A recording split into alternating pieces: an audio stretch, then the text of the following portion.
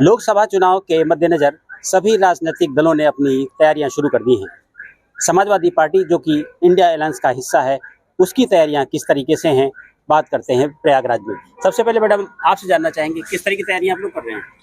देखिए, हम लोग बूथ बूथ पे काम कर रहे हैं और विधानसभा स्तर पे, ब्लॉक स्तर पे, टाउन एरिया स्तर पे और बूथ स्तर पे हम लोगों की कमेटियां गठित हो गई हैं और हम लोग सब लोग एक साथ जा करके पदाधिकारी जितने भी हैं और उन कमेटियों के लोगों की बैठक करते हैं और जो समाजवादी पार्टी के समय में जितनी भी योजनाएं चलती थी उन सारी योजनाओं के बारे में अवगत कराते हैं लोगों को। और हम लोग 2024 लोकसभा चुनाव को जीतने के लिए पूरी दिलो जान से मेहनत कर रहे हैं और हम इस बार 80 की 80 सीटें यहाँ पर उत्तर प्रदेश में हम लोग 80 सीटें समाजवादी पार्टी को जिताकर ही मानेंगे और यही हमारी जो है श्रद्धांजलि होगी। आज माननीय मुलायम सिंह यादव जी की श्रद्धांजलि यही होगी। मुलायम सिंह यादव जी की पुण्यतिथि भी है, इस अवसर पर भी बहुत सारे लोग यहाँ पर इकट्ठा हैं और इन्होंने प्रतापगढ़ में जो अखिलेश यादव जी आए थे उनसे इनकी चर्चा भी हुई होगी, कई विषयों पर मंथन हुआ होगा। ओबीसी वोटर्स को लेकर क्या स्ट्रैटेजी है पार्टी की? देखिए, पार्टी का ये मानना है कि देश का जो दलित पिछड़ा शोषित समाज है, जो संविधान प्रदत्त भागीदारी है, संविधान को लागू हुए 70 वर्ष हो गए हैं लेकिन अभी तक वो भागीदारी सुनिश्चित नहीं हो पाई। आप किसी भी बड़ी सभा में भी आप देख लें, जो संविधान प्रदत्त भागीदारी होनी चाहिए उसका अभाव है। तो मुद्दे क्या होंगे? मुद्दे यही होंगे, खास तौर से जातिगत जनगणना, जिसके माध्यम से पूरे भारत में, जो कि भारत के लोगों द्वारा बनाया हुआ संविधान है, उसमें प्रत्येक वर्ग, समाज, दल, धर्म की भागीदारी उसके समानुपातिक हो, ये सुनिश्चित करना ही समाजवादी पार्टी का भी प्रथम उद्देश्य है। तो इसी एजेंडे पर आप चलेंगे? और इसी उद्देश्य को लेकर के इंडिया अलायंस आगे बढ़ रहा है और मेरा ऐसा मानना है कि भारतीय जनता पार्टी और उसके गठबंधन सरकार ने जिस तरह से निराश किया है पूरे देश को, खास तौर से उत्तर प्रदेश में जिस तरह से अराजकता फैली है, गुंडा राज कहने की बात है लेकिन इस समय सरकारी गुंडा राज है, जिसको चाहे उसका मकान ध्वस्त कर देना, कोई भी संवैधानिक। तो आप लोगों का जो मुख्य एजेंडा होगा जातीय जनगणना और ओबीसी और दलित को फोकस करके? हमारा सबको फोकस है हमारा। देखिए, ये जाति जनगणना कांग्रेस आपका अलायंस है, जनगणना न्याय के लिए है, किसी के खिलाफ नहीं है। इसमें कहीं पर ऐसा भी हो सकता है कि किसी वर्ग, चाहे वो सवर्ण हो, चाहे पिछड़ा हो, चाहे दलित हो, किसी की भागीदारी अगर कहीं पर कम भी है तो वो भागीदारी भी सुनिश्चित की जाए।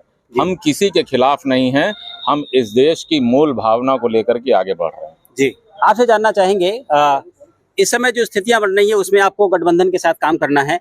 कांग्रेस कह रही है कि हम जनगणना चाहते हैं, राहुल गांधी कहते हैं हम जनगणना चाहते हैं, अशोक गहलोत कहते हैं कि हम जातीय सर्वे चाहते हैं। आप लोग क्या चाहते हैं? देखिए, हमारे राष्ट्रीय अध्यक्ष श्री अखिलेश यादव जी ने कई बार कहा जातीय जनगणना चाहिए। जातीय जनगणना हो जाएगी, जैसे हमारे विधायक जी ने भी बताया कि जातीय जनगणना हो जाएगी तो हर वर्ग को न्याय मिलेगा। उसकी कितनी जनसंख्या है उसके आधार पर उसका कितना हक होना चाहिए वो तय हो जाएगा। रही बात हमारे गठबंधन की, गठबंधन में जो हमारा इंडिया गठबंधन बना हुआ है, इंडिया गठबंधन में हम शामिल हैं और कांग्रेस भी शामिल है। हमारी जो सीटों का जो बंटवारा होगा, जो हमारे कैंडिडेट निर्णय उनका नेतृत्व करना है कांग्रेस और हमारे समाजवादी पार्टी के राष्ट्रीय अध्यक्ष अखिलेश भैया कह रहे हैं कि 80 में 80। तो 80 में 80 तो है नहीं, तो आपको कितनी सीटें मिली? 80 में 80। देखिए, इस बार सीटों के बंटवारा को लोग नहीं, सीटों का 80 में 80 इंडिया की बात हो रही ना जी।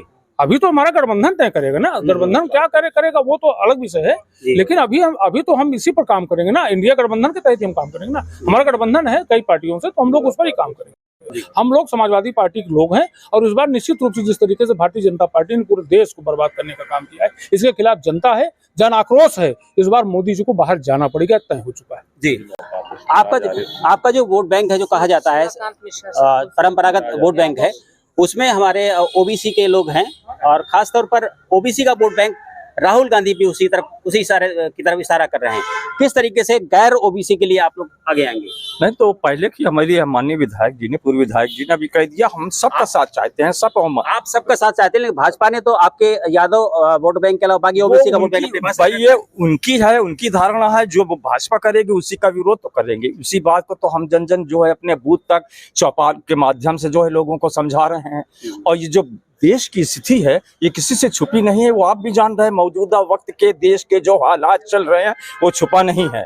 अनावश्यक किसी के मकान को गिराने की धमकी दी जा रही है, किसी की अनावश्यक पैमाइश कराई जा रही है, तो ये सब अत्याचार कानून व्यवस्था के मुद्दे पर ही तो भाजपा प्रदेश में सत्ता में आई है। आप उसी की बात कर रहे हैं। कानून तो यही है, कानून यही तो देखिए, कानून यही है। यही तो आपकी पार्टी की कमी एक्सपोज की थी भाजपा ने तो किया था, लेकिन यह है कि मौजूदा वक्त में आप देख रहे हैं कि बिल्कुल सरकार जो है इनके कानून व्यवस्था जंगल राज है, जिसको आप कानून व्यवस्था बोले, बिल्कुल जंगल राज कायम हो गया है और कोई सही लोगों की कोई सही सुनवाई नहीं है, किसी की सुनवाई नहीं है। महिलाओं को लेकर जो पार्टी की रणनीति है वो क्या रहेगी? महिलाओं के जैसे भारतीय जनता पार्टी में देखिए महिलाओं के साथ शोषण हो रहा है इस तरह से, और उनके साथ नंगा खेल हो रहा है। महिला आरक्षण में आप कहाँ हैं? महिला आरक्षण में तो हम अभी कहीं कुछ नहीं है, जैसे दिया है बैकवर्ड को नहीं दिया है। साथ में महिला आरक्षण के बिल के साथ में है। हाँ है, जी। महिलाओं को मिलना चाहिए, लेकिन अभी पूरी तरह लागू भी नहीं हुआ है, ना बैकवर्ड को मिला है। तो हम चाहते हैं कि वो बैकवर्ड को दें, उन्हें बताएं कि आपकी सीटें कितनी है और किस तरह से आपका बंटवारा होगा, है ना, महिलाओं के प्रति। और महिलाओं के प्रति जो है हमारे नेता का जो स्टैंड है वो बहुत ही अच्छा है, और वो अच्छा परफॉर्मेंस आरक्षण के अंदर आरक्षण समाजवादी पार्टी के कार्यकर्ताओं और सदस्यों की तरफ से कुछ मांगे भी उठी हैं। क्या मांगे हैं? देखिए, हम लोग चाहते हैं जिस तरीके से श्रद्धेय नेताजी ने पूरा जीवन समाज के लिए समर्पित कर दिया, वो पहलवान भी थे, वो शिक्षक भी थे, कुशल राजनेता भी थे, समाज सेवी भी थे, वो रक्षा मंत्री रहते हुए चीन के बॉर्डर तक गए।